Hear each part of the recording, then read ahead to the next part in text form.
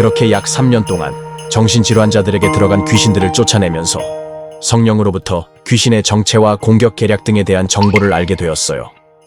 그런 와중에 성령께서 제가 해야 할 사역에 대해 말씀해 주시기 시작했습니다. 그 사역은 귀신을 쫓아내고 귀신을 활동성을 알리면서 기도 훈련을 시켜서 기도의 일꾼을 세우고 악한 영과 싸워 이기는 정의 용사를 양육하는 사역이라는 것이었어요. 그러나 어떻게 기도 훈련을 시켜야 하는지 고민이 되었죠.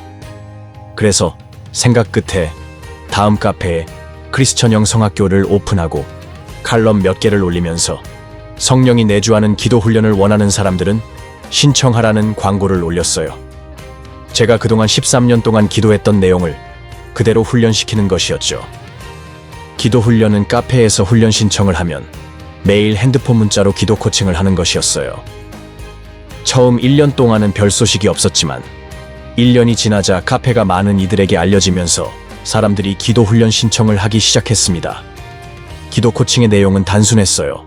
기도한 시간이나 기도했을 때의 내용, 그날 읽은 성경과 성경을 읽은 소감을 작성해서 보내면 간단하게 코멘트를 달아주는 것이었죠.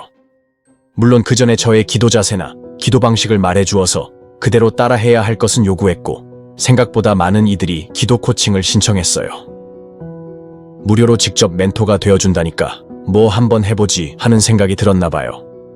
그러나 기도 훈련 문자를 보내지 않으면 코칭을 중단했어요.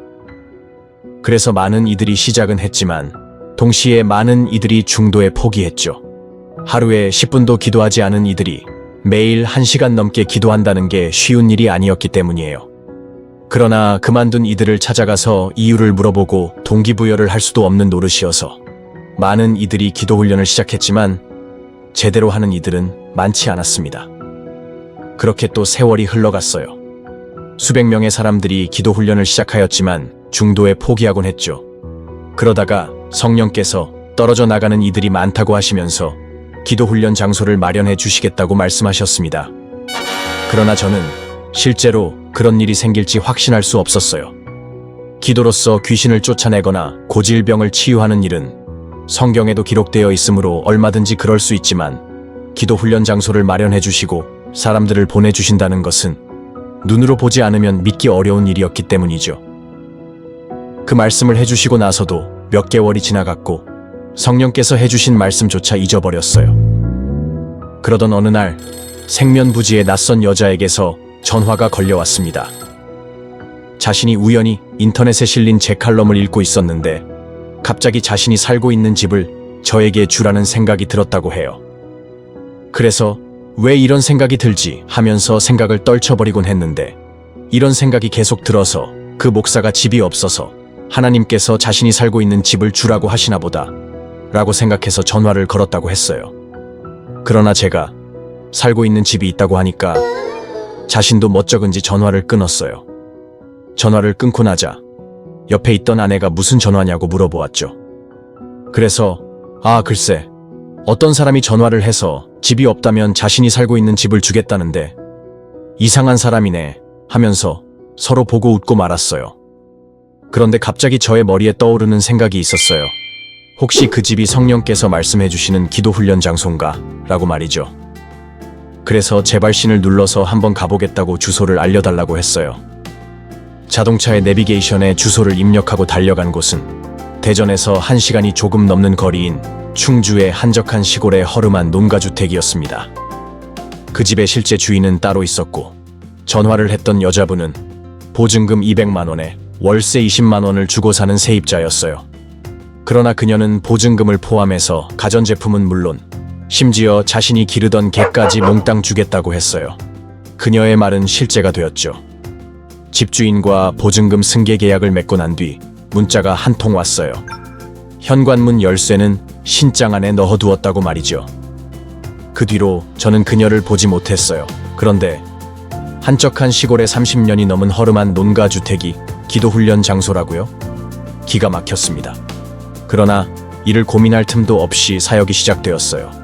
훈련 장소를 마련해서 기도훈련을 시작한다고 카페 게시판에 공고하니까 첫 주부터 몇 사람이 찾아왔죠.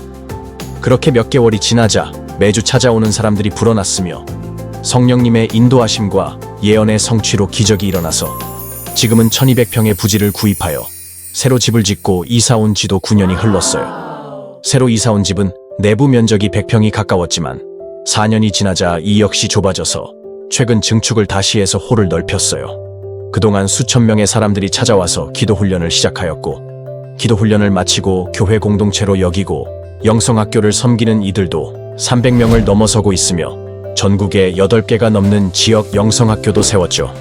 그동안 성령의 능력으로 귀신이 쫓겨나가고 정신질환과 고질병이 치유되며 지난한 삶의 문제가 기적처럼 해결되는 일이 수백 건이 넘었습니다.